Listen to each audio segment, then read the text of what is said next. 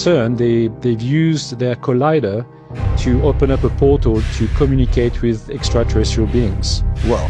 And one of them are the occupants from 3i Atlas. To be clear, CERN already has a room and a technology to open a portal to talk to extraterrestrials. Yes. But recently, they also used it to communicate with the beings on 3i Atlas. That's correct. Okay, go on. So those beings introduce themselves as such, like so we are the occupants of this object, and they did not show up physically. They show up as holograms. Now, they apparently showed up as holograms.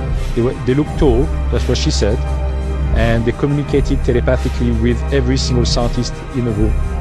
Wow. And they all got the same message, which is that they are coming in peace, and they're just trying to come over here to gather all the star seeds of this planet. So when you remote viewed, did you pick up on that intention as well? Yes and no. I believe that the direct reptilians, will be coming to Earth, but as to know what the exact intent, that I couldn't really say. Well, this is an extraordinary development.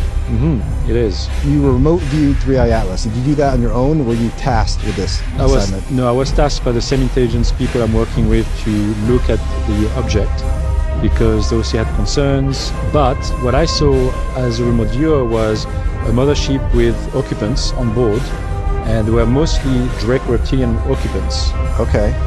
That's what I saw as a remote viewer. And that was corroborated by other remote viewers seeing the same thing. Yes, that's correct. Yes. The ship and Draco. That's correct. One of them is John Vivanco, who is also a known remote viewer, and he announced it publicly as well. And other people from the Stargate program as well. So they basically all came up with the same idea.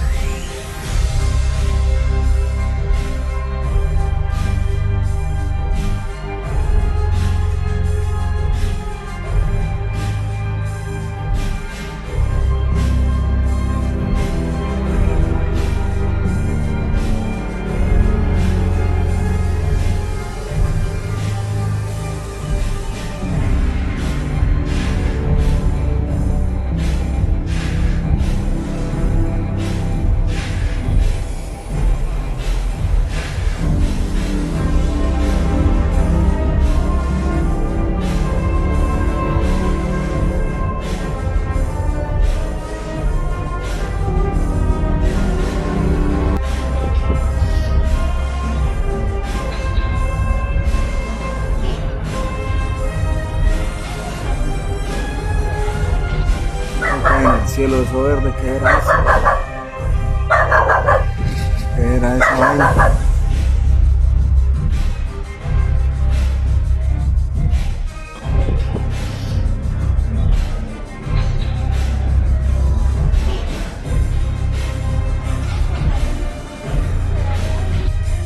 En el cielo, eso verde, ¿qué era eso? ¿Qué era esa vaina?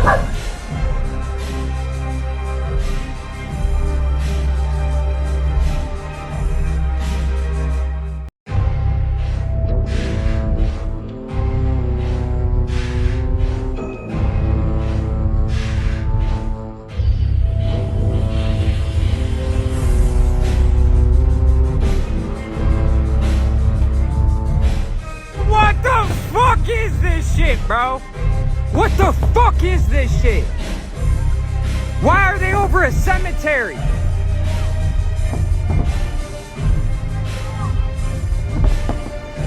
Hey, y'all better get right with God, man. Y'all get right with God, bro.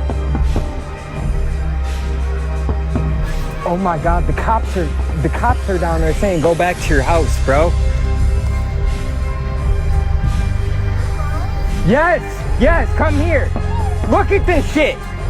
The cops are down here saying we have to go back to our houses because they don't want us to film it.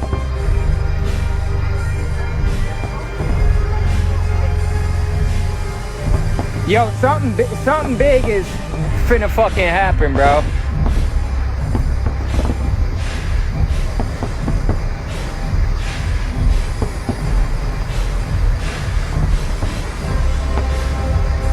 The book silenced by the elites. Know the only truth. Over 283 pages packed with conspiracies. The dark elite, control agendas, the Black Vatican, aliens, giant reptilians, and reset civilizations like Tartaria. Secrets of forbidden places like Antarctica. The truth about the Illuminati and Freemasons. And stories of people silenced by the powerful. With never-before-seen images. And more. 5 free bonus books included. Just comment, silence, to get instant access before it's too late. Y'all check out this leaked footage right here of a UFO in Indonesia. They hide them in plain sight because who would see something like this? I believe the government is doing a soft disclosure by releasing these videos piece by piece. What y'all think about this?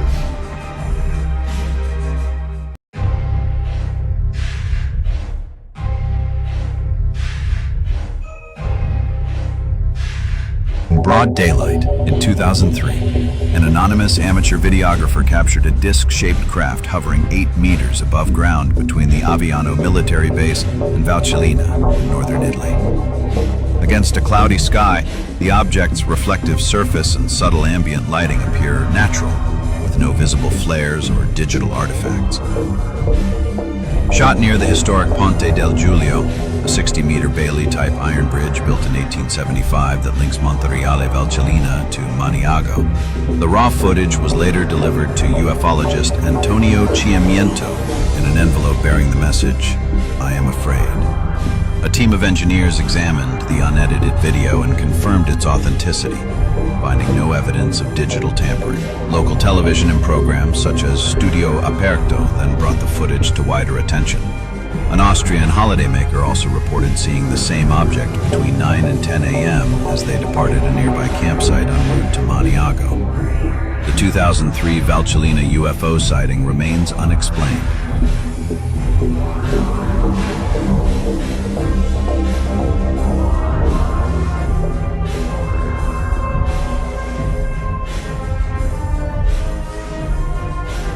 Let's say I want to get to Paris for a quick lunch. Well, in theory, entanglement might someday make that possible. Here's what I'd need. A chamber of particles here in New York that's entangled with another chamber of particles in Paris. Right this way, Mr. Green. I would step into a pod that acts sort of like a scanner or a fax machine. While the device scans the huge number of particles in my body, more particles than there are stars in the observable universe, it's jointly scanning the particles in the other chamber, and it creates a list that compares the quantum state of the two sets of particles. And here's where entanglement comes in. Because of spooky action at a distance, that list also reveals how the original state of my particles is related to the state of the particles in Paris. Next, the operator sends that list to Paris. There, they use the data to reconstruct the exact quantum state of every single one of my particles. And a new me materializes.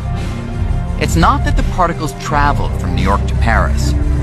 It's that entanglement allows my quantum state to be extracted in New York and reconstituted in Paris, down to the last particle.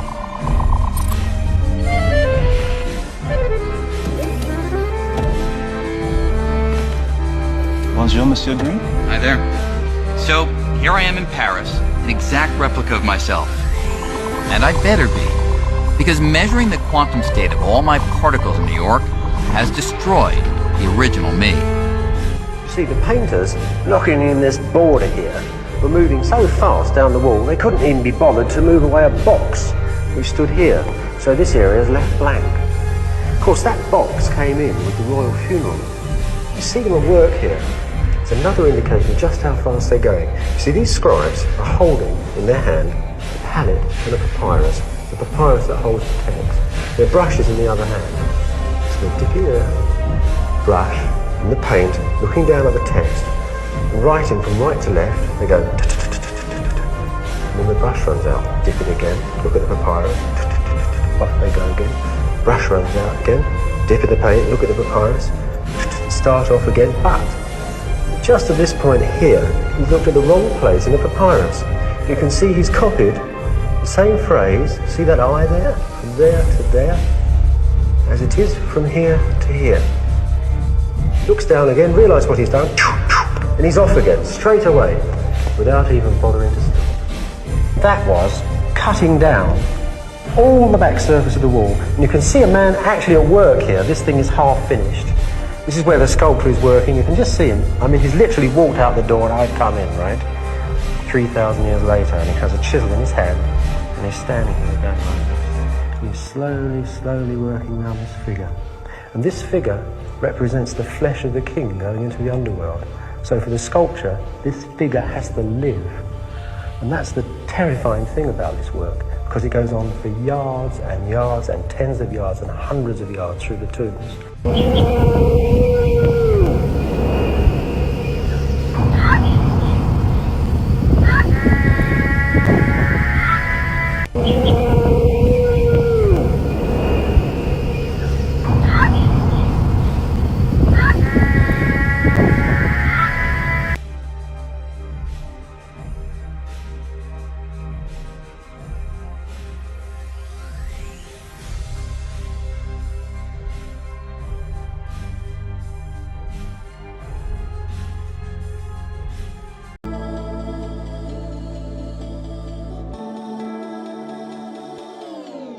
Starlight dancing across the infinite darkness of space tantalizingly hints at endless cosmic mysteries. Billions of galaxies sparkle with untold worlds, each potentially harboring alien civilizations that are beyond human comprehension. Yet humanity's relentless search for extraterrestrial life might have answers, hiding not in distant star systems, but deep beneath our own planet's oceanic realms. U.S. Congressional Representative Tim Burchett boldly challenges the traditional alien hunting paradigms, suggesting that underwater alien craft are moving at speeds that defy known physics. According to Burchett, an unnamed admiral has witnessed extraordinary underwater phenomena that challenge our understanding of technological possibility. The idea of aliens beneath the ocean adds a fascinating twist to the ongoing UFO debate. For years, sightings of unidentified flying objects have puzzled scientists and policymakers alike. Once dismissed as conspiracy theories, they are now a subject of serious congressional inquiry.